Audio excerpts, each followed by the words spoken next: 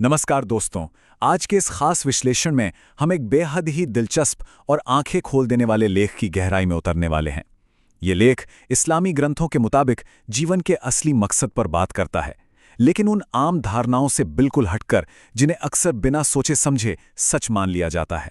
हम इस पूरे लेख को स्टेप बाय स्टेप डिकोड करेंगे और सिर्फ उसी सटीक जानकारी पर अपना फोकस रखेंगे जो इस मूल लेख में दी गई है। तो चलिए बिना किसी देरी के शुरू करते हैं। तो आइए सीधे सबसे बड़े सवाल पर आते हैं। क्या इस्लाम में जीवन का अंतिम और सबसे बड़ा लक्ष्य सिर्फ जन्नत में दाखिल होना है? अगर यह सवाल किसी से भी पूछा जाए तो शायद तुरंत जवाब मिलेगा, हाँ बिल्कुल। लेकिन आज इस लेख के जरिए हम इस आम धारणा को चुनौती देने वाले हैं और एक ऐसी गहरी, चौंकाने वाली सच्चाई को सामने लाएंगे जो शायद सोचने का नजरिया ही बदल दे। लेख का पहला मुख्य हिस्सा इसी बुनियादी सवाल पर टिका है, जन्नत या रब की रजा, अंतिम उद्देश्य की असली परख। देखिए, जब भी जीवन के उद्देश्य की बात आती है तो ज्यादातर लोगों का सीधा सा जवाब होता है कि उनका लक्ष्य जन्नत पाना है। लेकिन ये लेख बताता है कि जब हम कुरान का गहराई से अध्ययन करते हैं तो तस्वीर कुछ और ही नजर आती है। असल में ये लेख नफ्स से मुतमइन्ना के कॉन्सेप्ट पर बहुत जोर देता है, और यकीन मानिए ये एक ऐसा कॉन्सेप्ट है जो इबादत को देखने के पूरे नजरिए को ही जड़ से बदल कर रख देता है। तो आइए नफ्स मुतमइन्ना के इस असली मतलब को समझते हैं। लेख उस खास आयत का जिक्र करता है जो सब कुछ बदल देती है।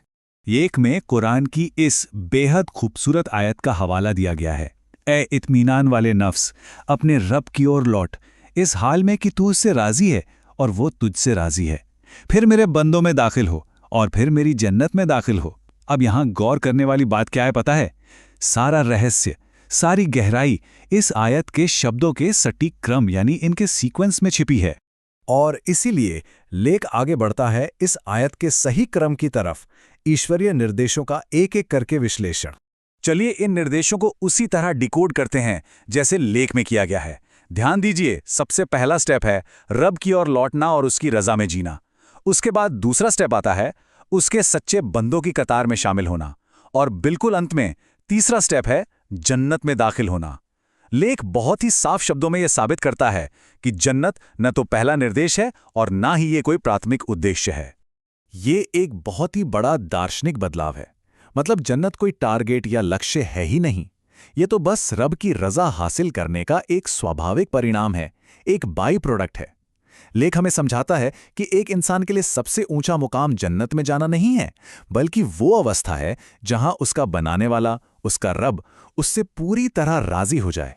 अब यहां से लेख समाज में फैली एक बहुत ही आम गलत फहमी की ओर रुख करता है, जो है पैदाइशी मुसलमान होने की मानसिकता। अक्सर हम देखते हैं कि एक अजीब सी सोच बन गई है जहां लोग मान लेते हैं कि बस एक मुसलमान के घर जन्म ले लिया तो इतना ही काफ़ी है। उन्हें लगता है कि किसी खास मेहनत या कोशिश की कोई ज़रूरत ही नहीं है और बिना कुछ किए जन्नत तो अपने आप मिल ही जाएगी।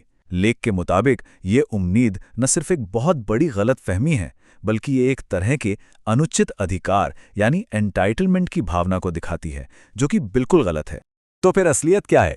लेख स्पष्ट करता है कि जिस आयत को हमने अभी समझा वो इस जन्मसिद्ध अधिकार वाली सोच को पूरी तरह खारिज कर देती है। सच्चाई तो ये है कि एक इंसान को सबसे पहले रब की रजा की तलाश में अपनी जिंदगी गुजारनी चाहिए। सबसे मुश्किल काम यानी अपने खुद के अहंकार, अपने नफ्स को काबू में करना होगा। इनाम की उम्मीद करने से पहले इंसान को सच में अल्लाह का बंदा बनना होगा, क्योंकि बिना नफ्स को काबू किए इंसान सिर्फ नाम का मानने वाला रह जाता है।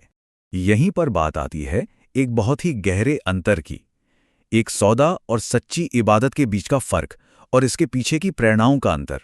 ये इस लेख का सबसे जबरदस्त और अहम तुलनात्मक विश्लेषण है। ये बिल्कुल साफ कर देता है कि हमारी नीयत में कितना बड़ा फर्क हो सकता है। एक तरफ है सौदा यानी व्यापार, जहां लोग सिर्फ जन्नत पाने के लालच में अच्छे काम कर रहे हैं, और दूसरी तरफ है सच्ची इबादत, जहां हर एक काम सिर्फ और सिर्फ इसलिए किया जा रहा है क्योंकि उससे रब राजी होता है। लेख का नजरिया एकदम स्पष्ट है कि सिर्फ जन्नत के लिए काम करना एक सौदा है, जबकि रब की रजा के लिए काम करना ही असल में नफ्स मुतमइन्ना की शुरुआत है। तो अगर हम इसे समेटें तो नफ्स मुतमइन्ना आखिर है क्या? आसान शब्दों में ये वो आध्यात्मिक अवस्था है जहां एक इंसान का सेंटर, उसका फोकस जन्नत नहीं रह जाता, बल्कि उसके रब की मर्जी, उसकी रज़ा और उसकी सच्ची भक्ति ही उसका केंद्र बन जाती है। इस अवस्था में इंसान जन्नत को ठुकलाता नहीं है, बस जन्नत उसके लिए मुख्य लक्ष्य नहीं रहती। और यही बात हमें लेख के निष्कर्ष की ओर ले जाती है। जन्नत कोई मंजिल नहीं, बल्कि एक इनाम है, भक्ति का एक स्वाभाविक उपहार। तो इस पूरे विश्लेषण का सबसे अहम निचोड़ ये है कि नफ्से मुतमइन्ना जन्नत पाने की कोई मंजिल नहीं है, बल्कि ये तो अपने रब को पा लेने की सबसे ऊंची अवस्था है। जरा सोचिए, जब किसी की इबादत इस स्तर पर पहुंच जाती है तो उसे जन्नत मांगनी ही नहीं पड़ती। वो तो अल्लाह की तरफ से मिलने वाला एक बेहद खूबसूरत, बिना मांगा हुआ तोहफा बन जाती है। और बिल्कुल आखिर में ये लेख हमें एक बहुत ही गहरे दार्शनिक विचार के साथ छोड़ता है। अगर जन्नत लक्ष्य है तो इंसान अभी भी सफर में ही है, रास्ते में ही है। लेकिन अगर रब के रज़ा लक्ष्य है तो समझ लीजिए वो अपनी मंजिल पर पहुंच चुका है। तो इस विश्लेषण को खत्म करने से पहले ये सवाल हम सबको सोचने पर मजबूर करता है कि एक इंसान की असली प्रेरणाएं क्या होनी चाहिए, हमारी असल मंजिल क्या है। इस विचार पर गौर जरूर कीजिएगा।